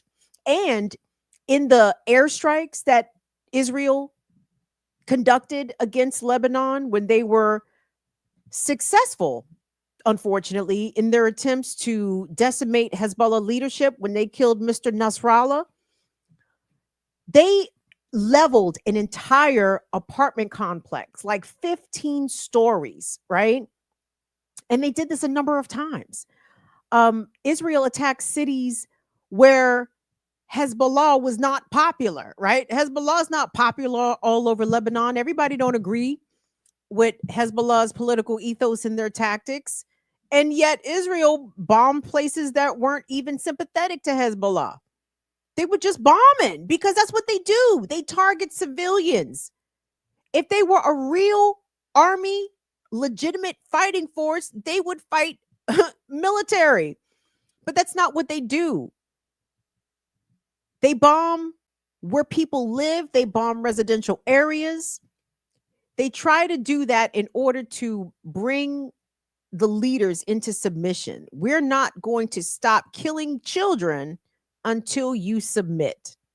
And there's nothing heroic about that. There is nothing noble. There is nothing upstanding. There is nothing laudable about any of that shit. And it's time for the Western media to start calling it out. And American media, you're last, per usual, bringing up the rear with the willingness to literally hold power accountable to the truth. All you have to do is ask truthful questions of Israel, of the U.S. government that defends Israel's tactics. As much as I loathe, y'all know Tucker Carlson is on my shit list forever. Okay. And if you don't know why Tucker Carlson is on my shit list, please go to my landing page of my channel and go to my little opening video. You will see where Tucker Carlson attacked me personally because he's a little pussy. He's a fucking scrotum faced bastard, but that's not here, neither here nor there for this moment. But I give that little scrotum faced bastard a little bit of credit for him holding Ted Cruz to some account. Ted Cruz is an elected official. Ted Cruz is a U.S. senator. I believe Ted Cruz sits on the Foreign Relations Committee or some shit. Ted Cruz got a lot of influence over what's going on with what the U.S. could possibly end up doing in Israel. He's an admitted Zionist. I appreciate Tucker Carlson's line of questioning to Ted Cruz. It'd be a goddamn shame if Tucker Carlson is leading the truth campaign against Zionism in Western media, but I guess, blah, blah, blah, make strange bedfellows. I can't remember what the saying is. I ain't going to try to remember it right now. But anyway, that's why it's important that you all continue to support independent media outlets, not just Burn It Down with Kim Brown, but Black Liberation Media, Breakthrough News. Who else is good ones? Midas Touch, I think, is doing a pretty good job right now. Of course, Status Quo News continues to do outstanding work. Please, it's going to be your independent media outlets that is going to actually tell the tale here. The days of CNN, MSNBC, even Fox News, as popular as Fox News is with the right, I would think even conservatives would want some truth told. You don't want to be lied to. You don't want to be misled and intentionally manipulated. It's time for the Western media to get a fucking grip. But guess what? If they don't get a grip, and we don't expect them to get a grip and tell the truth anytime soon, you better sign up and subscribe to Burn It Down with Kim Brown and the other outlets that I mentioned, because we're going to give it to you straight, no chaser, and we're not going to lie to you, baby. I don't have an agenda. My agenda, straight up, is the liberation of Black people first, okay? The first and foremostly, but I'm here for the liberation of all oppressed people, okay? All of us. Even the downtrodden whites. We're going to help y'all get back to Europe. I'm telling you, okay? We're going to make a way. Europe misses y'all. Have I said that before? Europe misses you. Need you back. Let me take a break here, y'all, everybody. I thank you so much for the awesome support, gang. We got a lot of things going on. Brother Will, are you able to join us and acknowledge our support? Because apparently we have gotten some super chats, which is fantastic. I have no idea how many people are in here, but however many are in here, I appreciate you being here. So please give us a like and like the video and subscribe to the channel. Appreciate you so much. What's up, Brother Will? Yes, I'll be brief. Angela Walker, we appreciate. She said, appreciate your super chat. She said, my poor ass appreciate you. Our poor ass appreciate you too. Thank you so much for your super chat.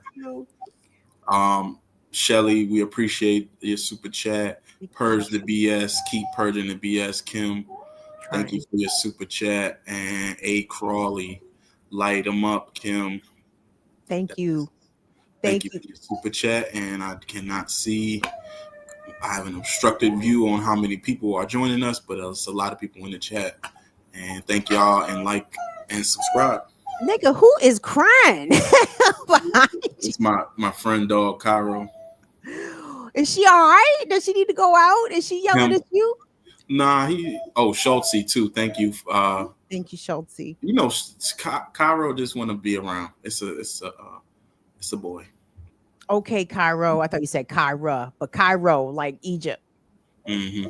Got it. Okay. Well, shout out to Cairo. Shout out to all the revolutionary pets. Yep.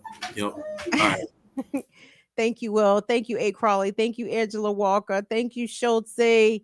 Thanks, everybody. I appreciate your support. We certainly appreciate it. Big up to all the fire famers in the building. Big up to our mods. What's up, Lateef? What's up, Courtney? What's up, Swery Ferry? What's up, Dawn Bird? What's going on, Tyler Hackner? What's up, Vespa X?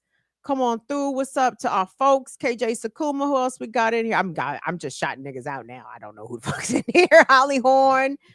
Angela Walker in the building. I already said Angela, but I can't say Angela Walker in the building enough, girl. I'm telling y'all, Israel is finished.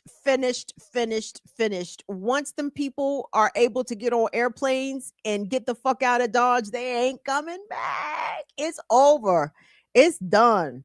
We might actually see the end of the Zionist state in our lifetime, which is crazy to even think about. But I wouldn't even say it if I didn't think that it was likely. That's what I think. I don't think Iran's gonna blow them to smithereens. Iran's gonna whoop that ass for sure. But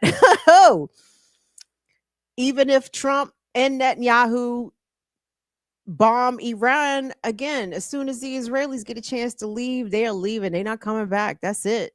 No more Israeli state. It's over. What is this? Hypersonics in your pockets. I remember when you used to throw those things away. Anyway, get on in here, everybody. Do me a favor, like the video, subscribe to the channel. Let's burn it down with Kim Brown. We do this Tuesdays, Fridays, 7 p.m. Eastern time. So, an interesting story on the home front that has managed to slightly fly under the radar. And this would have flown under my radar too, were it not for some interesting key details. So, what's today? Today is Friday, the 20th. Yesterday was Thursday, Juneteenth. That would make Tuesday the 17th, Monday the 16th. Let's start on Monday. Monday, June 16th. A coalition of crackers decided to go to Fort Detrick, which is in Frederick, Maryland. And this particular coalition of crackers comprised of Kentucky Senator Rand Paul, Department of Health and Human Services Secretary Robert F. Kennedy Jr., and the Homeland Security Secretary, Kristi Noem. They were touring Fort Detrick's biohazard lab, a lab that has known to have, let's say, some issues with containing pathogens, allegedly. Okay. So that was Monday, the 16th. On Tuesday, June 17th, it was reported that the Homeland Secretary, Kristi Noem, had been rushed to the hospital via ambulance for an allergic reaction.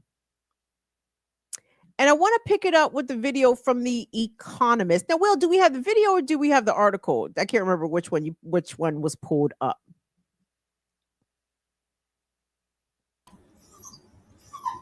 Video. Okie dokie. So we're going to look at this video from The Economist, and I read the article, and the article basically says the same thing.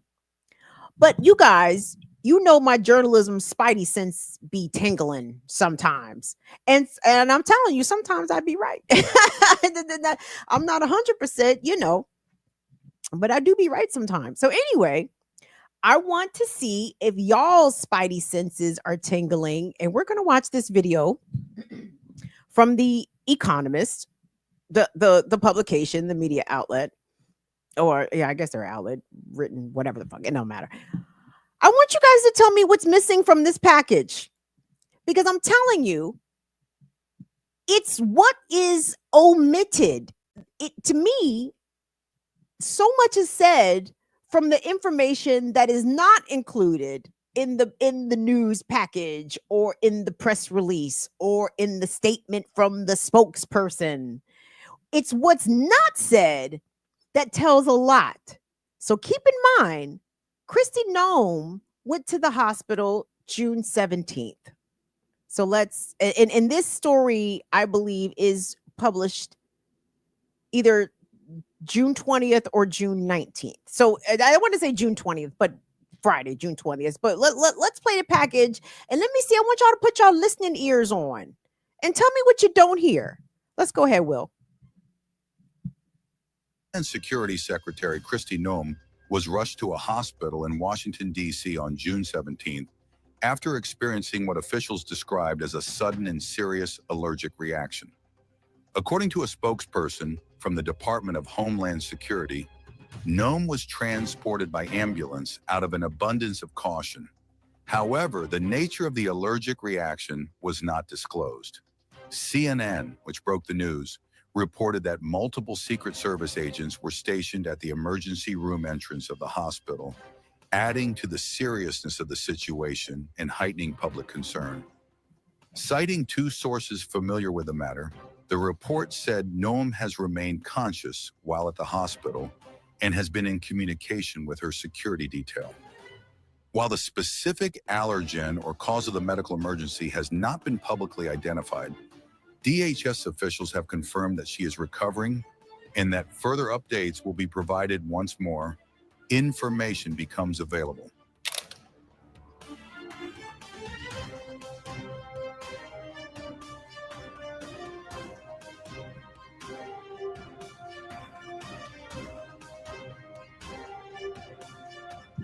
Kristi Noem was appointed as Homeland Security Secretary by President Donald Trump following his second-term election victory and Senate confirmation in January.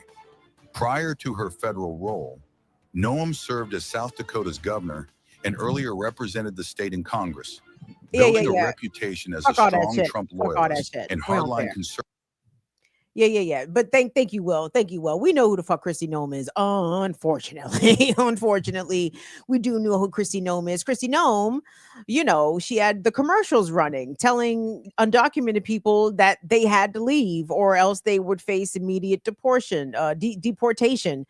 She heads this very cruel Homeland Security agency, of which, remember, she flew to El Salvador, and the bitch thought she was looking real tough standing in front of the inmates that were crowded into cages behind her. Like, yeah, this bitch tough, shoots puppies in the head, tough hoe, right? What was missing from that package, y'all? What was missing? You know what was missing? She hasn't been released from the hospital. Where was the Homeland Security Secretary was released from the hospital Thursday and is reported to be at home resting comfortably and recovering. I didn't hear any of that shit. I heard she got took to the hospital. I heard her Secret Service detail was standing outside of the emergency room of the hospital. I did not hear that Secretary Noem has been discharged from the hospital. And knowing the propensity of this particular administration, don't get me wrong, all previous White Houses have lied and lied and lied, but the Trump administration lies like they are breathing, baby. Okay. If they are inhaling oxygen, they are exhaling lies and bullshit. Okay. Sure as hell, they are absolutely lying. I think Kristi Noem is out here fucked up. Okay. And let me preface this next statement with all the, disclaimers. This is my personal opinion. This is my speculation. I am not saying what I'm about to say based off any factual information. I'm not here to spread disinformation or misinformation. This is my thoughts of what I think is going on, confirmed and validated by no one. I think Kristi Noem is in a fucking coma. I think this bitch is not talking. If her spokesperson from the Department of Homeland Security said that she is alert and recovering, that means this bitch is comatose and not able to speak. Okay. Like, you have to assume that all things that this administration says, the opposite is in fact true. And I don't know who stays in the hospital 2, 3, 4 days, because she went in on the 17th. This airing is on the 20th. 3 days in the hospital. Because I trust you me, had she been released, they would have said she's been released. What happened to this lady at Fort Detrick at the Army Biohazard Lab? I don't know if it's the Army, Department of Health and Human Service Biohazard Lab. Did someone put polonium-23 in this lady's tea? If you don't know what polonium-23 is, Google that shit. Because that's what the Russians like to drop in niggas that they don't fuck with beverages, okay? And the polonium gets you done up. The polonium is not to be played with. What happened to this lady, y'all? I have wrong answers only, okay? Because to be clear, we don't give a fuck about Kristi Noem, okay? We don't give a fuck a single solitary shit about the health and well-being of Kristi fucking Noem. This bitch signed up to be a willing soldier in Satan's army. Bitch, you get what you get. Whatever the fuck happens to you happens, okay? Okay. However, what happened? What happened? Because this is not a bee sting. This is not, she ate a piece of shrimp because she had a shellfish allergy. No. They don't keep you in the hospital 3 days for that. What happened to this lady, y'all? Okay, here's a wrong answer. I got a wrong answer. When greeting the Health and Human Services Secretary, RFK Jr., she kissed him on the cheek, and that nigga's scabies, whatever the fuck RFK got, because you know that motherfucker's got something, okay? His brain wormed its way in through her dermis and infiltrated her. Like something happened, and I want to ascribe it to RFK Jr.'s utter filth and disgustingness as an individual. As we easily remember, RFK Jr. took his grandchildren swimming in DC's Rock Creek Park, which is Rock Creek, rather. Rock Creek Park is cool, but Rock Creek, bacteria, viruses, untreated raw sewage, all the goodies are in Rock Creek. RFK went swimming there. This motherfucker likes to walk through the airport barefoot. It is such not the flex that he thinks it is, that he believes his immune system to be impervious to all things. Motherfucker, you're just dirty. Do you understand? You're dirty, you're disgusting, you're unwashed, you're unvaccinated, you're on a lot of things, and you're gross. Okay, you really make white people look very bad. Whites, you need to disown, separate yourself from the whole Kennedy clan, but especially him. He's gross. Like, as much as the whites like to get, they don't like to, I don't think, but people like to smear white folks, Caucasians, as not washing their legs, amongst other things. Like, he is like the poster child for that shit. You understand? Like, he has got it. I bet you that nigga stink. Okay. He looked like all kinds of things. So I'm guessing that some sort of pathogen jumped off of RFK Jr. and jumped right on Kristi Noem. But in all not seriousness, it is likely not a coincidence that she became ill after visiting this lab. I'm not exactly certain how many layoffs, reductions in force that the Fort Detrick biohazard lab suffered under the Doge cuts, but I would assume that it wasn't zero. I assume that some people with some institutional knowledge lost their jobs. I also can assume that under conservative governance, because conservatives are deregulators. They need fewer rules, fewer protocols, fewer safety guidelines. I bet you the safety standards probably took a nosedive as RFK Jr. assumed power over the agency. And somehow something jumped on Kristi Noem. And her absence is a bit notable, especially during these horrific and cruel immigration ICE raids that have been occurring all over the country, but most visibly in Los Angeles. Where's Kristi Noem at? Oh, we know where she at now. She laid up in the hospital.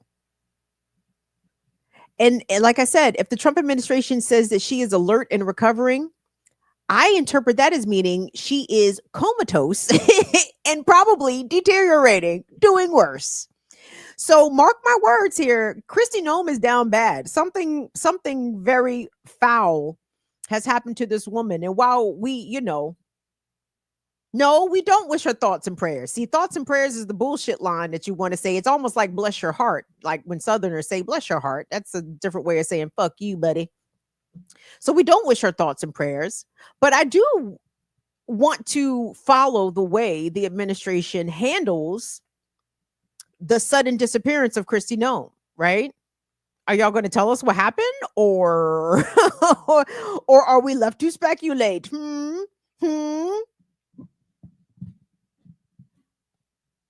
Anyway. And now, beloveds, I leave you with my final palate cleanser. Not my final, but my final one for the night. We mark Juneteenth on Thursday, June 19th, 2025. Now a federal holiday. I have very mixed feelings about the federal holiday of Juneteenth. I feel as though most Black people work hourly jobs or work jobs that they may not be able to take off, or work jobs that they don't get off federal holidays. Ask me how I know. I worked a number of jobs in which I was absolutely at work on federal holidays. And I got to tell you, it is a certain kind of mind fuck to know that there has been a holiday designated acknowledging the belated emancipation of Black people from slavery, and that most Black people in 2025 likely are not going to be able to celebrate on that day. But I will say this, my palate cleanser tonight has to do with this Juneteenth being the first one in which the Nottoway plantation in Louisiana is fucked up. If you don't remember, the largest antebellum plantation in the South, still standing, over 150 years old, in Louisiana. Is it Iberville Parish? Now my brain is farting. But I encountered a video posted by an account called Black Power Movement 3.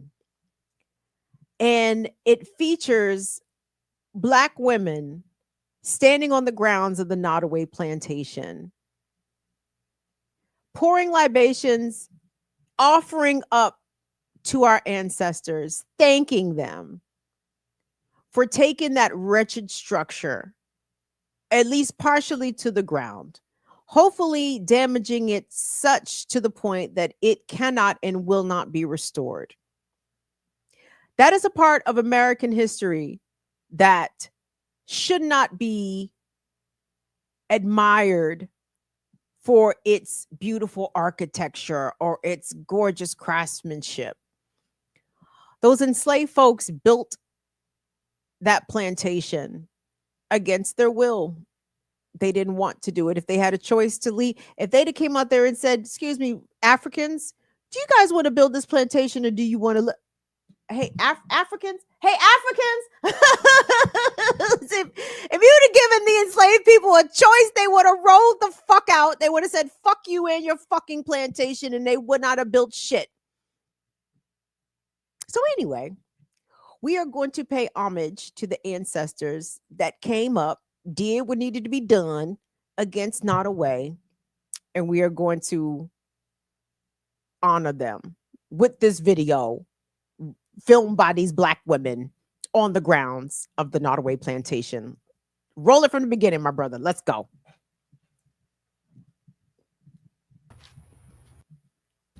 So we come here under the shade of this tree, and we call our ancestors. And we want to let them know that the fire that destroyed this plantation was a good and mighty fire. And we are proud that our ancestors put fire on this house of horrors. Yes. Not a way plantation, not a way to treat Black people. And here we go, ancestors, we call you at this time. Omi tutu, ona tutu, ale tutu, ari tutu, tutu, ashu tutu, ebe. Mojiba Oludumare, Mojiba Mawu, Abise Romla Juko Tuna, Bise Romla Juko Si, Iba Sheo Batala, Iba Sheo Lukun, Iba Sheo Dun, Iba Sheo Monja, Iba Sheo Shun, Iba Sheo Shushi, Iba Sheo Yamio Soronge, Iba Sheo Shango, Kabiesi, Kabiesi, Kabiesi, Iba Sheo Ya, Iba Sheo Donju, Iba Sheo Babaluaye, Iba Sheo Rishoba, Iba Sheo Rengle, Iba Sheo Bonbon Rishis. A gon kiki, a gon kiki, a gon kiki, a gon. Iba she bonbon, gon in la mi funiva re. Our ancestors, those that we can call by name and those whose names we don't know. Those of us who were born in the hells of America without a name but given ownership titles. Free all of us. Liberate all of us. As we set these souls free. Let all black people, yes, my sister, black people keep coming here and stopping us because they want to know what we're doing.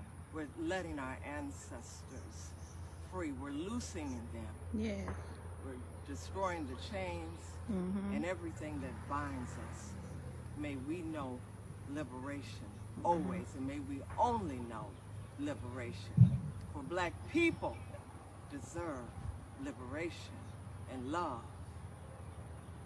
And so we say to our ancestors, we love you always, and we thank you richly for all that you do and all that you have done. That's great. Jean, come this way, because there's white folks that ain't kind. Greetings, sister, greetings. You shall say there was a cracker. Oh. Yeah. White folks, they've been coming through here driving real fast and careless as if they want an excuse for what they do to us. There's no excuse for what they do to us now, and there's no excuse for what they did to us then. Yeah. We are one. The spirit of Umoja is connecting all of us. Those who have gone on, those who are here, and those who are yet to come. May the spirit of Africa live in our veins. May we only know liberation, love, and resistance. Fight, fight, fight on, black people. Fight the way that our ancestors fought and Love, liberation, and resistance. That is a mantra. You know what I'm saying? Something that we all need to internalize. And I want to send thank yous and appreciation to those sisters. Shout out to our Louisiana brethren and sister. And what's up, Chichi Macha? Listen, as soon as I get to Louisiana, I had never had no desire to go visit no plantation, except I definitely want to see that fucking plantation burned out. Okay. Like I want to go now.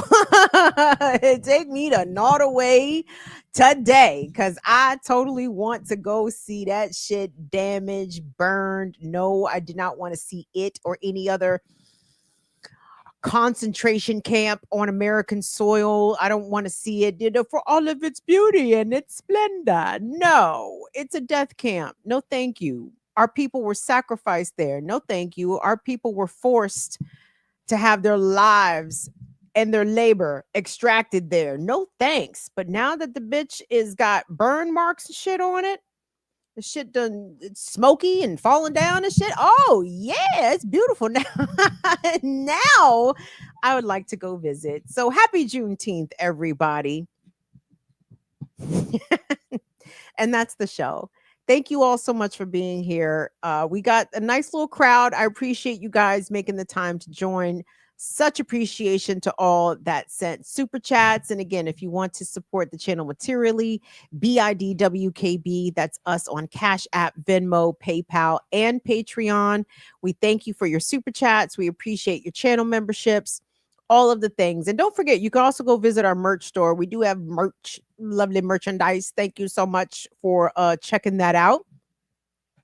Please go watch Saturdays with Renee on Black Liberation Media, 11 a.m. Eastern. Go over there, subscribe, and set your notifications.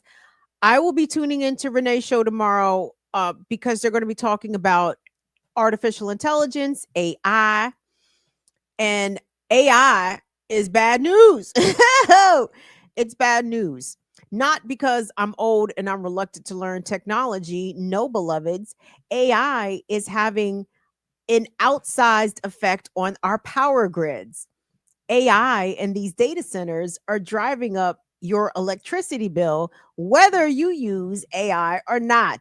And last but not least, AI, oh, well, Elon Musk AI is fucking up the air quality over Memphis, Tennessee. And the data centers and the AI require fresh water consumptions. Yes, the computer needs to drink fresh water, guys. Welcome to the dystopia. Welcome to fucking 1984, where we are going to make sure that the computer has fresh water to drink and not people actually living in the world.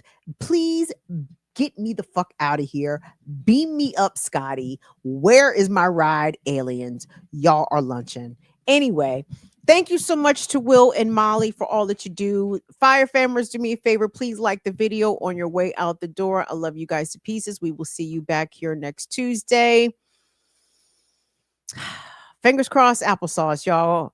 Buckle up. We are in strange times, but I feel as though we are witnessing history across the board. So keep your sanity as much as you can. Make sure you got your weed. And make sure you got your weed. Y'all be safe out here. Love you guys. See y'all later. Bye-bye, y'all. Peace, peace, peace. Free Palestine.